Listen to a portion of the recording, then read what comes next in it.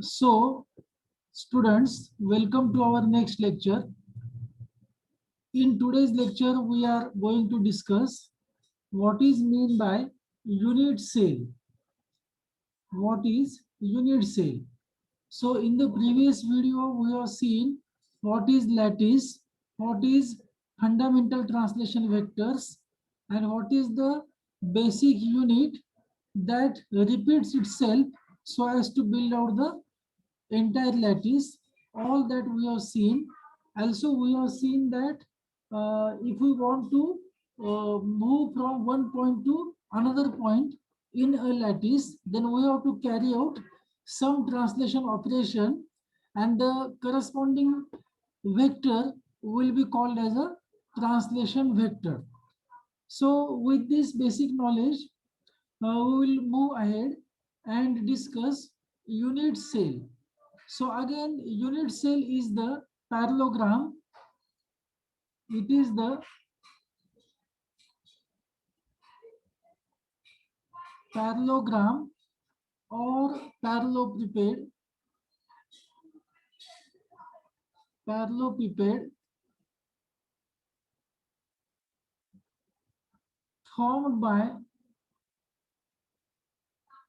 formed by the translation vectors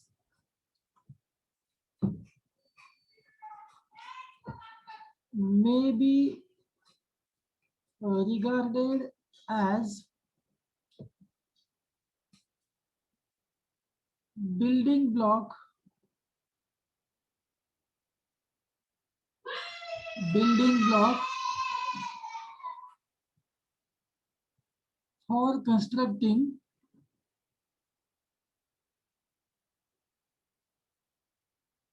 for constructing the complete lattice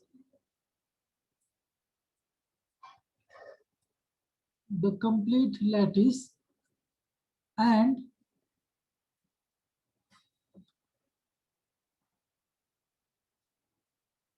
are called as unit cell. Now let us see what is meant by this definition. So we know that lattice is a points arrangement of imaginary points throughout the space. So this is the lattice.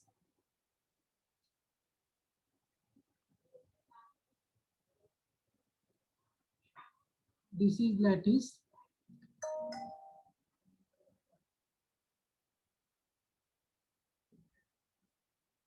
We can draw lattice in number of ways.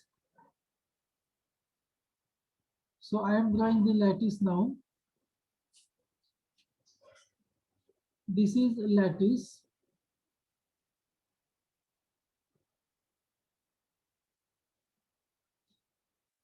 Now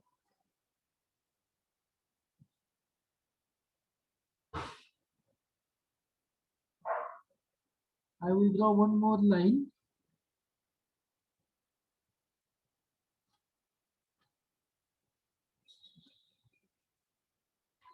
And these are the fundamental translation vectors that we have chosen in the previous video. While discussing the primitive and non-primitive vectors, we have drawn this figure. Now with these vectors, suppose A1 and B1,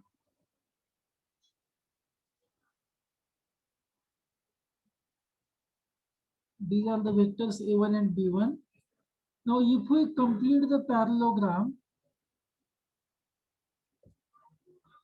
like this, so if suppose it is P, Q, R, S.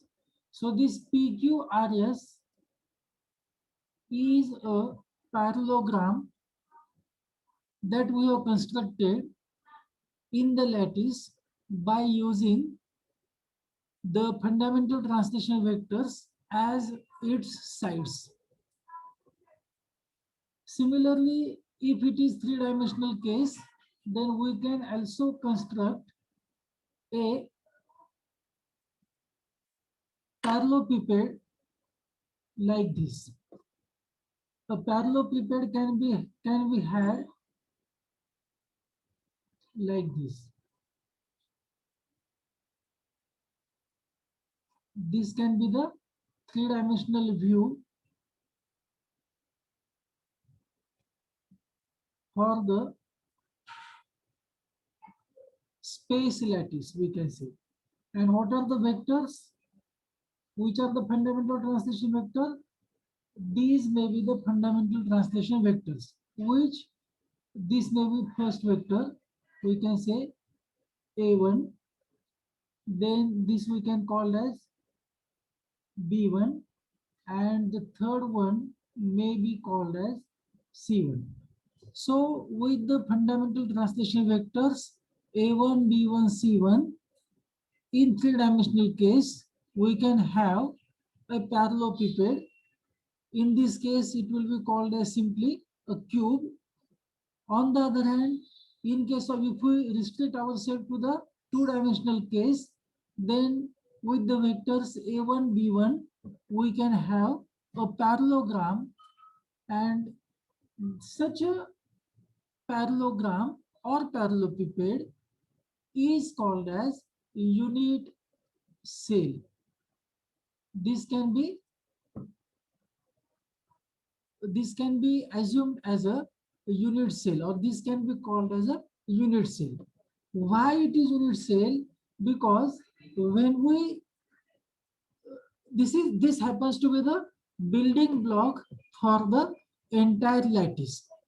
This is basic unit of the lattice which can repeat itself so as to build out entire lattice. And how it repeat itself? By carrying out the translation operations on itself. For example, let us restrict to the two-dimensional case. This is vector A1. So if we carry out a translation operation represented by vector A1. Similarly, if we carry out a translation operation represented by vector B1, then what will happen? We will reach, or we will obtain a new parallelogram, say S, R, or we can say R dash and S dash. So this is a new parallelogram obtained by carrying out the translation operations involving the fundamental translation vectors. This we can continue for infinite number of times with suitable values of n1, n2 in two-dimensional case and n1, n2, n3 in three-dimensional case. And if we carry out infinite number, all possible number of operations on one particular unit cell, then that unit cell, when it is repeated throughout the space, it will give rise to what we call as a entire lattice.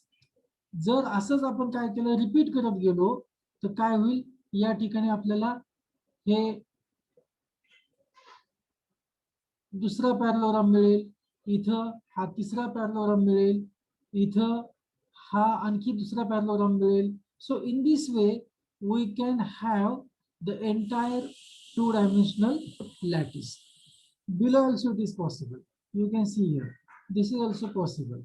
So just we have to carry out the translation operations, or we can say we have to repeat the selected unit cell throughout the space, and when it is done, it will build out, or it will build up the entire lattice. So, and one more thing is that when it is repeated, it will get transformed, or it will get translated to new region. But that new region also will be having similar, or we can say identical environment as that of the previous one. So this is how the lattice is built up by repeating the unit cell which we have selected throughout the space. Now, why I am saying that unit cell which we have selected, because this unit cell we have selected, in this case we have selected this unit cell. In the present example which we are discussing, we have selected the unit cell built up by, or unit cell formed by vectors a1 and b1. But there is another set of vector which is possible, that we have seen in the previous video. And what is that set of vector which is possible? This may be the another set of vector. I am showing in the same figure. This may be the another set of vector. You may recall, this may be the another vector. We can say a2 and b2. So in that case, the unit cell will be like this. This will be the unit cell, isn't it? So there are different types of fundamental translation vectors. Accordingly, there are different types of unit cells possible. Now, let us come to next point. As we know, there are two types of translation vectors. First was primitive translation vector, and the second one was non-primitive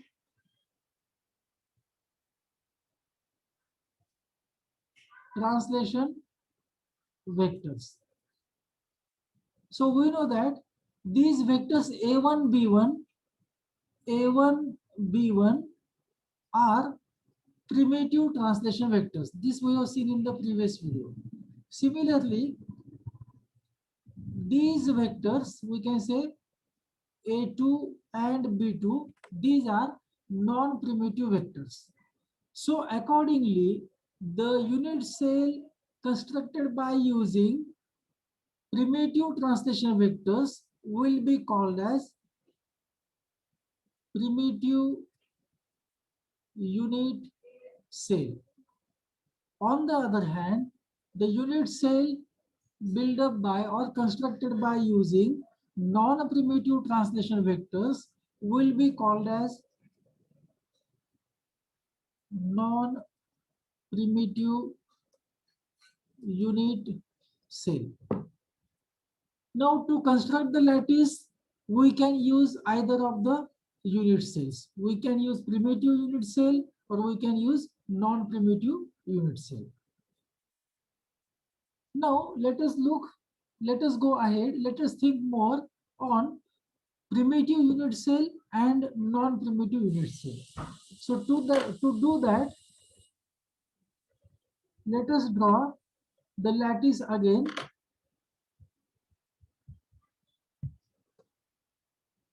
These are the lattice points.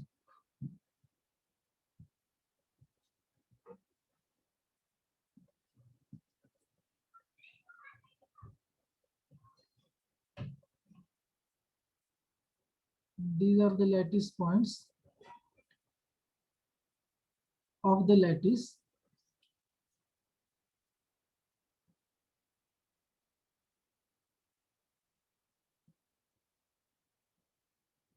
And which one is the primitive cell? This is the primitive cell, we can say. Just a minute.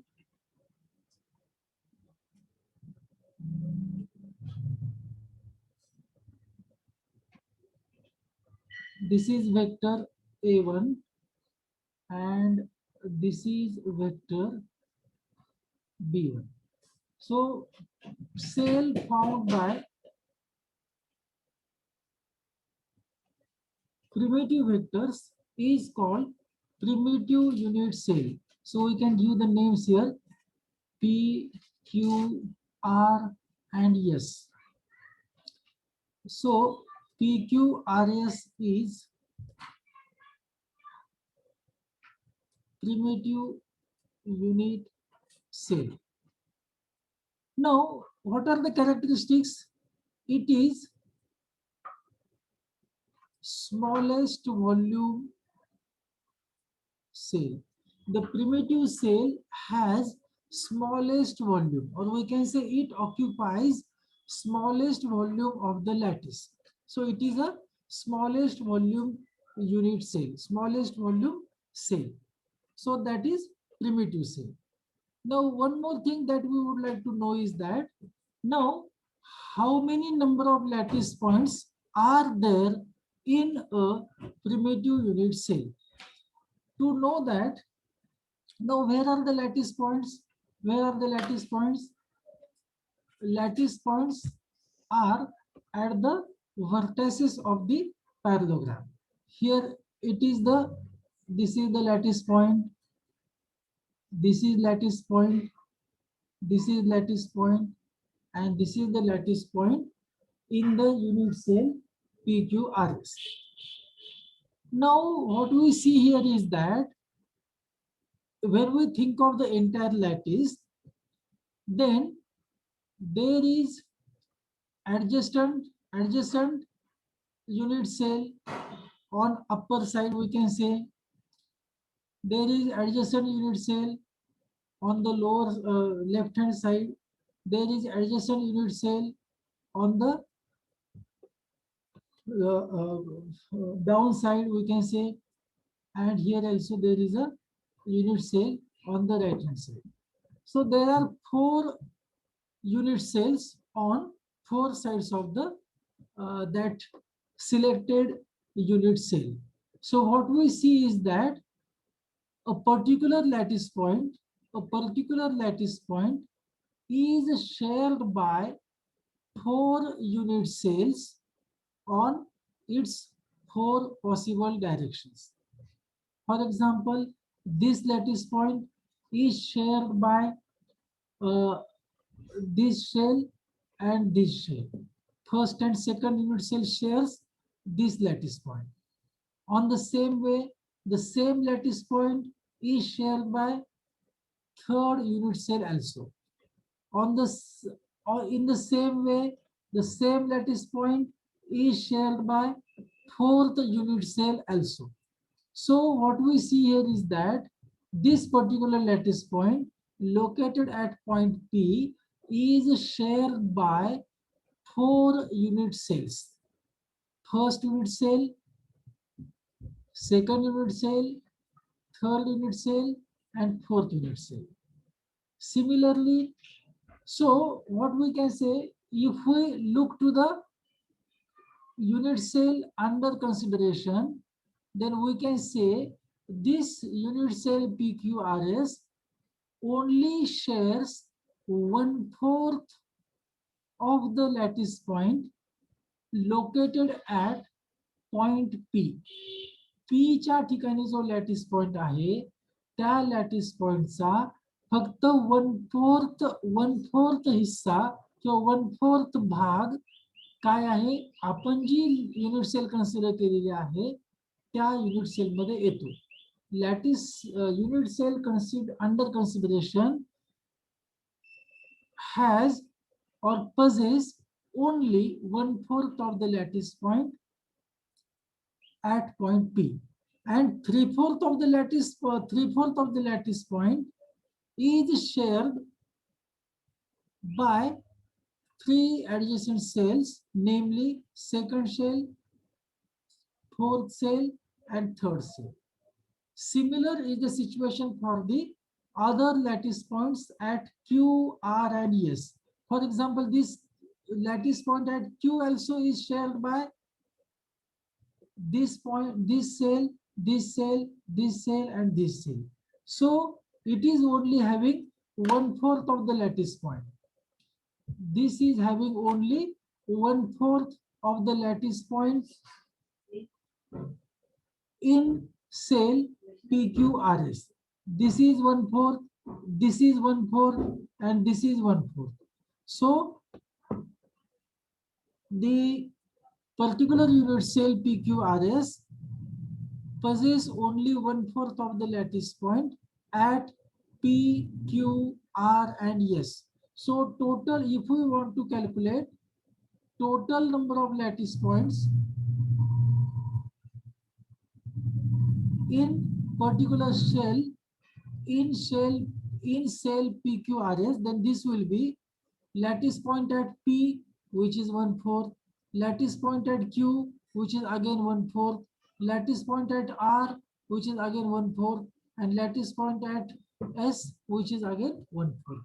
So total lattice points in a particular unit cell, in this case PQRS, happens to be 1. So our point is, in this particular cell, total number of lattice points is unity, or we can say 1. So such a cell which possess only one lattice point per unit cell, that will be called as primitive unit cell. त्याला काय म्हणायचं? Primitive unit cell असं म्हणायचं. The unit cell containing only one lattice point, that is called as primitive unit cell. So what is primitive unit cell? Primitive unit cell, primitive cell is a cell, it is formed by primitive vectors. Second, it is smallest volume cell. Third, it has one lattice point in it. त्याच्यामध्ये किती lattice point येतो? फक्त एकच येतो. So this is about primitive cell. Similarly, if we think of non-primitive cell, then in that case, if we try to calculate the number of lattice point, then this will be like this. Again, I have to draw the picture of the lattice. So I will draw it very fast.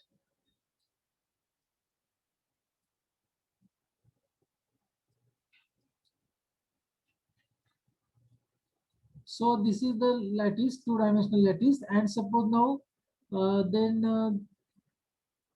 let us say this is the non-primitive vectors A2 and B2. So in this case, the unit cell will be like this. Again, we can say P dash, we can give the names P dash, Q dash, R dash, and S dash, and the lattice points are located at point P, point Q dash, point R dash, and point S dash. And we see here is that there is one more lattice point located at, say, point O, and this lattice point happens to be well within the selected unit cell. So again, if we want to calculate total number of lattice points in this particular cell, now as we know, these vectors A2 and B2 are non-primitive, so the cell is non-primitive unit cell, and the number of lattice points in non-primitive unit cells will be share of lattice point at point P dash, this will be obviously 1/4. Share of lattice point at point Q dash, again it is 1/4. Share of lattice point at point R dash, it will be again 1/4. And similarly, lattice point at S dash will be again 1/4. In addition to that, there will be one more complete lattice point, one complete lattice point in the middle of the unit cell. That is one lattice point. So total lattice points in non-primitive unit cell happens to be 2. So if it is asked what is primitive unit cell and what is non-primitive unit cell, then primitive unit cell is the unit cell formed by primitive vectors. It is smallest volume unit cell. It has only one lattice point in it.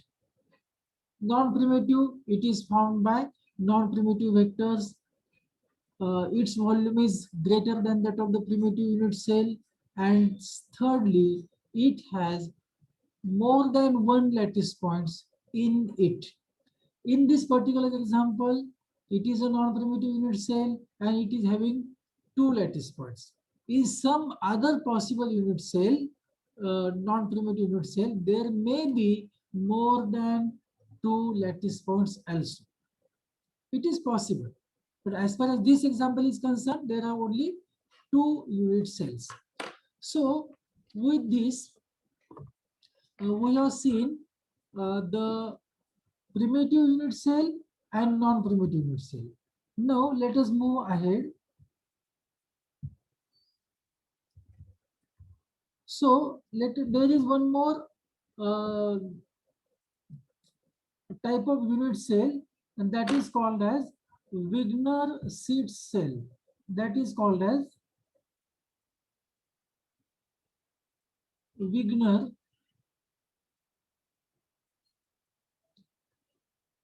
seed cell.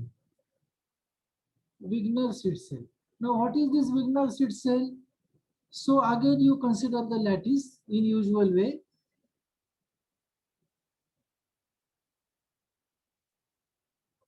This is the lattice in usual way that we draw.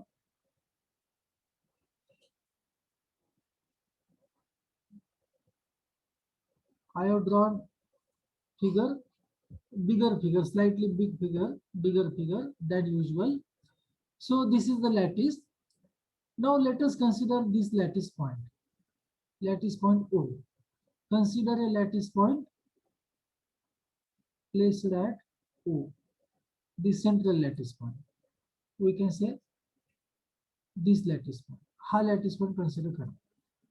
Now we find that there are lattice points on all sides of it.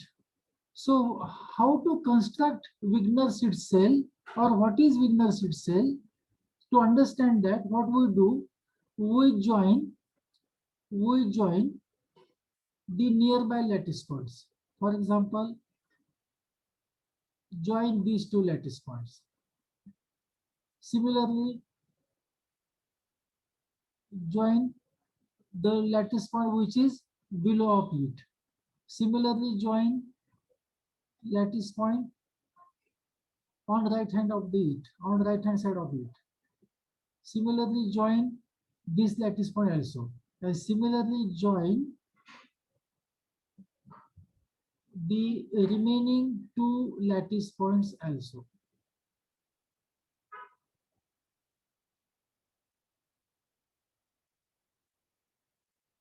So in this way, we have joined the selected lattice point with all nearby lattice points to it.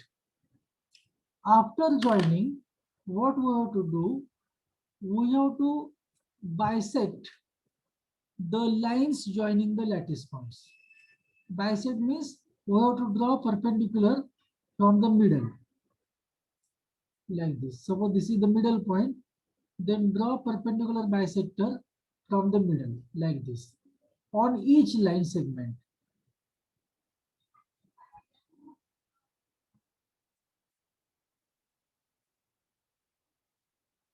Like this. Like this.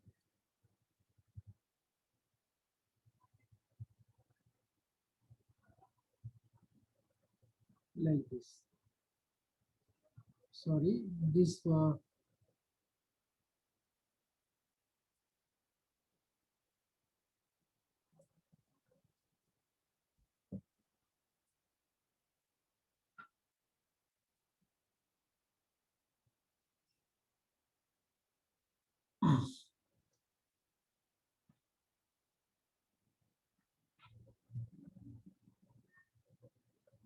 I have drawn perpendicular bisectors. Now what we see here is that a space, or it can be plain actually, space is enclosed between these bisectors. I can redraw the figure now again. If we look to this space,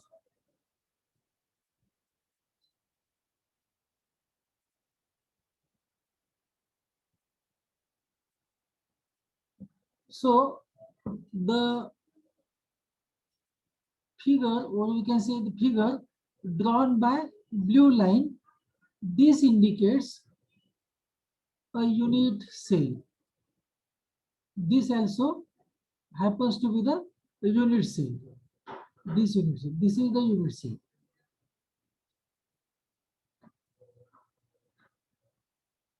This is actually unit cell, and this particular unit cell is called Wigner-Seeds unit cell.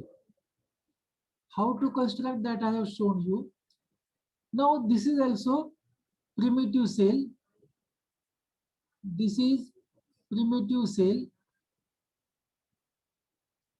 This is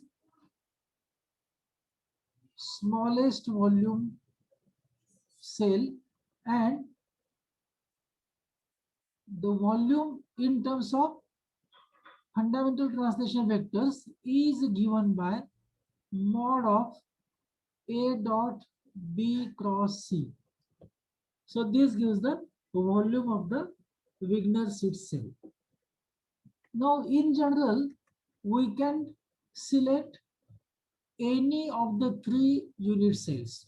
We can take primitive unit cell, we can take non-primitive unit cell, or we can take Wigner-Seed cell also to construct the entire lattice, to build the entire lattice by operating the translation operations on that, on particular selected unit cell.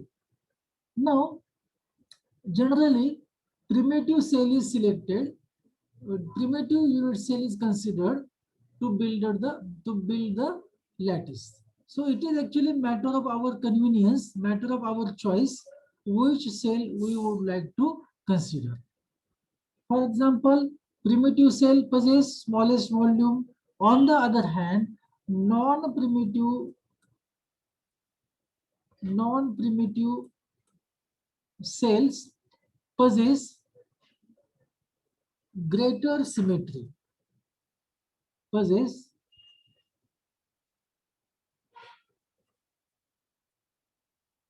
greater symmetry. So what is mean by this symmetry on and all that, that we will discuss in the next video. By the time we will stop here. Thank you.